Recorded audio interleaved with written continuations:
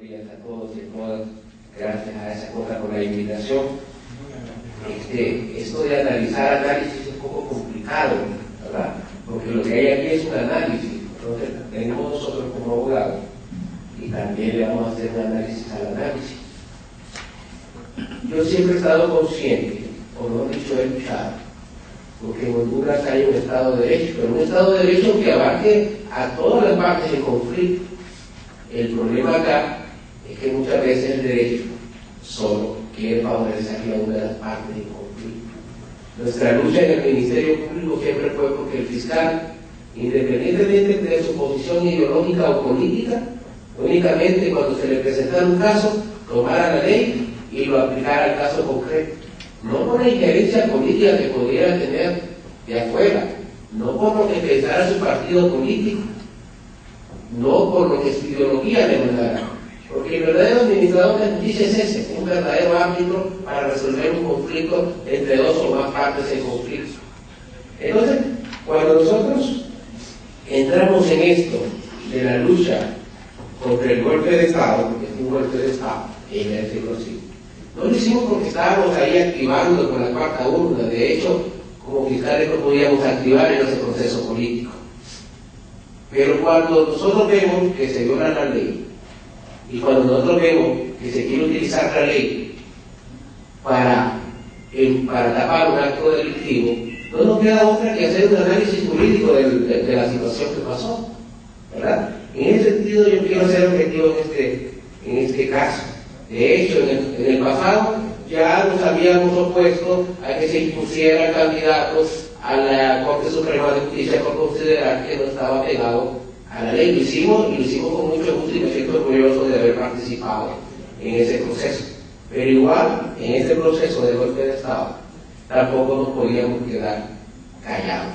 Si Honduras no regresa o no asume el papel de respetuosos al Estado de Derecho, seguramente estas crisis como las que hemos vivido del 18 de junio se van a repetir una y otra vez, porque a veces queremos que el derecho nos sirva como una herramienta política, y eso no puede pasar en un país que se dice que va camino a la modernidad. Entonces hemos revisado el documento presentado por los abogados de la Universidad de Harvard, junto con el abogado Leonidas Rojas Suárez, y nos encontramos que no hay un análisis concreto de lo que pasó antes, después, durante y después del 28 de junio. Aunque el abogado Fernando Duray dice que está muy completo, que está muy objetivo, yo creo que la objetividad faltó mucho en este informe. En primer lugar, cuando uno dice que va a dar a la luz la verdad no tiene divisiones, la verdad es una sola. Si es verdad o si es mentira, pero no hay medias verdades ni hay medias mentiras. Usted como jurista, como analista, tiene que decir qué exactamente pasó desde el punto de vista del derecho. No lo que usted cree que pasó, lo que debió haber pasado. En este caso yo encuentro en este informe una utilización de un lenguaje muy ambiguo. Palabras como de repente, aparentemente, puede ser. No cabe en un análisis jurídico. Si se da un hecho, usted tiene que analizarlo junto con el derecho y establecer si ese hecho es legal o es ilegal, pero no puede decir que posiblemente el Congreso Nacional, por ejemplo, violó la Constitución, que posiblemente Manuel Zelaya González pudo haber desobedecido una orden. No, dígalo con la naturalidad y con la concretización del caso. Y este informe, su lenguaje es muy ambiguo, no deja más dudas que certeza. Dice que no hay una forma de determinar, dice, si los requerimientos fiscales presentados contra el presidente Zelaya fueron presentados antes o después del 28 de junio. Una investigación muy limitada de los hechos. Si estos compañeros abogados hubieran hecho una investigación muy seria, muy profesional, se hubieran dado cuenta que se presentaron dos requerimientos fiscales con fecha 25 y 26, con hechos idénticos. ¿Por qué? Porque en el requerimiento del 25 de julio se incluyó un hecho que todavía no se había consumado. ¿Por qué? Porque los requerimientos fueron presentados hasta el día 29 de junio. Y eso es fácilmente comprobable. En la Corte Suprema de Justicia no existe ningún registro de entrada de requerimientos del 25 y el 26. ¿Por qué? Porque llegaron hasta el 29 de junio. Entonces tenemos un hecho que no fue investigado en este informe. Tenemos, por ejemplo, documentación agregada a requerimientos fiscales contra la ministra Raya González, con fecha 29 de junio. ¿Cómo pueden presentar un caso documentado con fecha 25 y 26 de junio con documentación del 29 de junio? Yo creo que tuvieron que haber tenido cuidado en este tipo de procesos. Hay hechos acá que no fueron analizados por estos juristas, que no determinaron la verdad. Y eso sí es preocupante, porque lo que queríamos ver acá es un análisis jurídico profesional, no un análisis jurídico parcializado.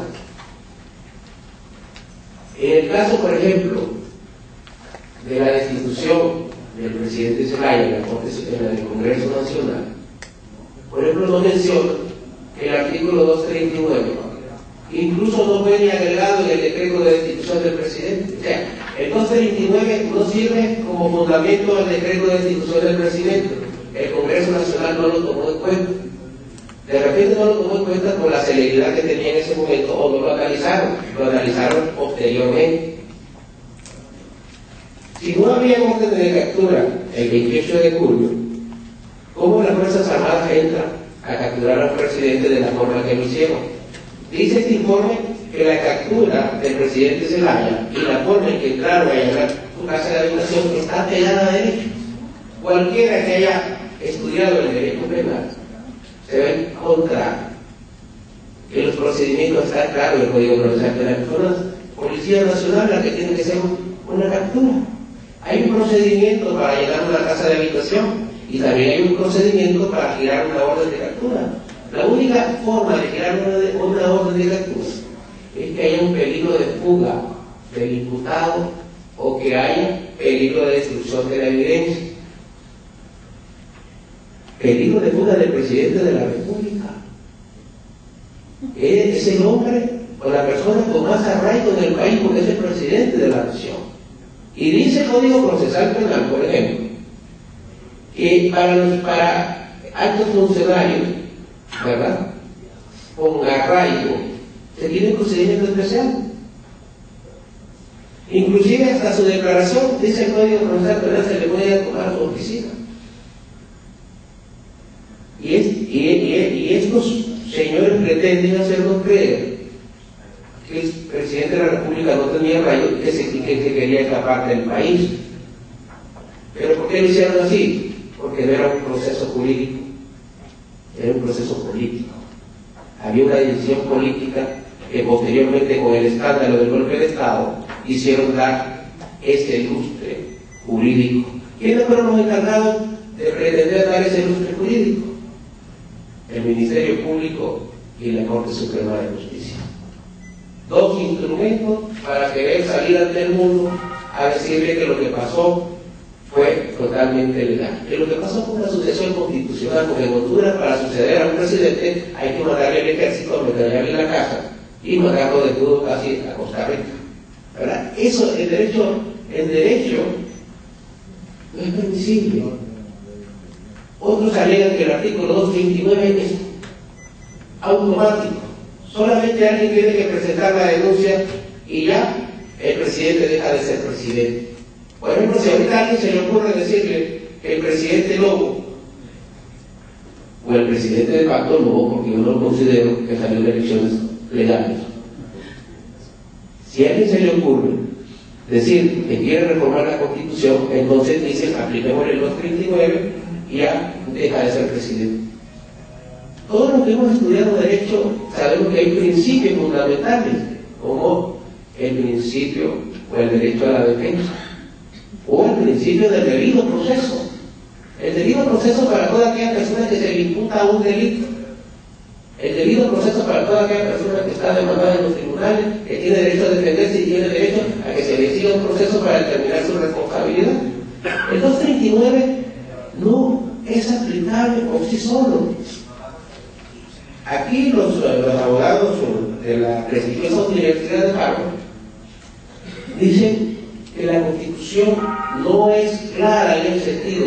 Dice que no es posible, dice, determinar cómo destituir a un presidente, que esa confusión debe ser corregida por el Congreso Nacional a través de una reforma.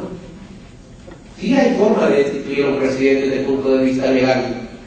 Si hubieran habido las órdenes de captura, si hubieran existido los requerimientos fiscales, el procedimiento que se tiene que hacer es presentar los requerimientos fiscales, citar al presidente de la República para su declaración de imputado, y en la declaración de imputado el juez perfectamente hubiera suspendido de sus funciones temporalmente al presidente para que mientras durara el proceso que se le estaba imputando. Entonces sí hay un procedimiento. Ahora el 239, que todo el mundo lo viera confuso, pero ¿cómo es posible que el 239 esté así, que inmediatamente ejerza sus funciones como artículo? No, el 330 del Código Penal ya le da la solución. Ya el Código Penal regula cómo se debe castigar este delito. ¿Por qué? Porque hay que someterlo a un proceso. Lo que no he leído el 330, yo se lo voy a leer porque dice el artículo 230, pero parece ser que lo quieren desconocer. Esperen un momento. Miren lo que dice el 330. Será sancionado, dice, con reclusión de 6 a 10 años, quien habiendo ejercido cualquier título en la presidencia de la República, promoviere o ejecutare actos violatorios del artículo constitucional que le prohíbe ejercer nuevamente la presidencia de la República o desempeñar de nuevo dicho cargo bajo cualquier título. Ya el Código Penal en su artículo 330 ya regula esa acción, pero usted tiene que presentar la denuncia, ¿verdad? Y el juez, ya me está llamando la atención, y el juez iniciar el proceso que establece el Código Procesal Penal. Y todas las medidas que se puedan establecer en el Código Procesal Penal como un país civilizado, se tienen que aplicar a cualquier persona, independientemente de quién se trate. Así que no vengamos acá a decir que hay ambigüedad en la Constitución de la República. Las leyes hondureñas están muy claras en ese sentido. Aquí también sé que en este informe no quieren utilizar la palabra golpe de Estado. No quieren utilizar la palabra golpe de Estado. Todos los países del mundo manejan el término golpe de Estado. Todos los sistemas del mundo utilizan la palabra golpe de Estado. Todo el mundo en el planeta, todas las personas en el planeta Tierra se determinaron que lo que pasó en Honduras fue un golpe de Estado. Y aquí, en este informe, que es una verdad que estamos esperando, dicen que no la van a utilizar porque es un término jurídico. No es un término jurídico, pero es un término político que produce efectos políticos en este tipo de procesos. Pero no lo quieren decir, ¿por qué? Porque saben que el requisito para la convocatoria de una Asamblea Nacional Constituyente es precisamente cuando se da un golpe de Estado. Por eso no lo quieren decir, ¿verdad? Aquí quieren quedar bien con Dios y con el diablo. El problema aquí es que en un análisis jurídico usted no se puede quedar bien con todo el mundo. Es un análisis que tiene que quedar bien con la ley. Aquí se habla mucho del respeto de la Constitución de la República, pero cuando les conviene. En Honduras, el 28 de junio no fue la primera vez que se violentó la Constitución de la República. Ya en tiempos de Soso Porto, al inicio de la Constitución del 82, ya prestábamos el territorio nacional para que vinieran tropas extranjeras aquí a entrenarse y a pelear contra nuestros amigos, nuestros otros países amigos o hermanos de Centroamérica. Ya aquí se extraditó a un hondureño cuando la Constitución de la República lo prohibía. Ya aquí un extranjero fue presidente y el presidente del Congreso Nacional dijo que le permitían por esta única vez. Ya aquí una persona que tenía una prohibición constitucional para ser diputado porque era familia y una miembro de la Corte Suprema de Justicia, pudo ser candidato al Congreso Nacional. Aquí ya se hace reformado el artículo 240. Aquí ya se permitió que un vicepresidente pudiera ser candidato a la presidencia de la República. Aquí se ha aumentado la Constitución cuantas veces le ha querido y le ha dado nada. Pero eso no lo dice, eso no lo protesta. Hay que defender la Constitución a toda costa, pero no lo dice. Solamente cuando la violación de la Constitución me afecta a mí como persona o a mi grupo político e ideológico. Ahora, porque ya se me termina el tiempo, ojalá hubiéramos tenido más tiempo, ¿por qué se le quiere coartar al pueblo el derecho a darse una nueva Constitución? ¿Quién le dio el derecho a aquellos diputados constituyentes en el 81 a abogarse el derecho del pueblo, al poder originario? ¿Por qué decir aquí que no puede haber una nueva Asamblea Nacional Constituyente? Porque aquellos diputados constituyentes tienen el derecho de decirnos a los hondureños que ya no podemos cambiar la Constitución. ¿Por qué a todos los sectores hoy conforman Honduras, en pleno siglo XXI, no se le va a dar el derecho de poder incluir sus propios temas? Yo creo que ese tipo de cosas son las que no entendemos. ¿Por qué darle un tinte político y ideológico al asunto de la Asamblea Nacional Constituyente? ¿Por qué querer aquí venir y decir y poner la excusa que Chávez quiere intervenir en Honduras y que Chávez quiere mandar a Honduras cuando el proceso asambleario constituyente es un pacto social, y no un pacto social inventado por Chávez, ni por Evo Morales, ni por Correa? Lo inventaron los comunistas del siglo XIX en Francia, el gran pacto social entre todos los sectores, ese pacto donde todos, independientemente de nuestra posición política e ideológica, podríamos vivir en paz, en armonía en un determinado territorio. ¿Por qué no sentarnos los hondureños y las hondureñas, independientemente de esos hechos, y ver cómo sacamos al país adelante? ¿Por qué querer imponer nuestra posición política e ideológica a otro ser humano? ¿Por qué no sentarnos como seres civilizados y decir, esto es lo que queremos del país? Pero yo creo que el camino que estamos caminando, ese camino a ninguno de los dos sectores nos va a llevar a ningún lado. Bueno, me retiro porque ya Claudia ya me ayudó a la ducha. Gracias.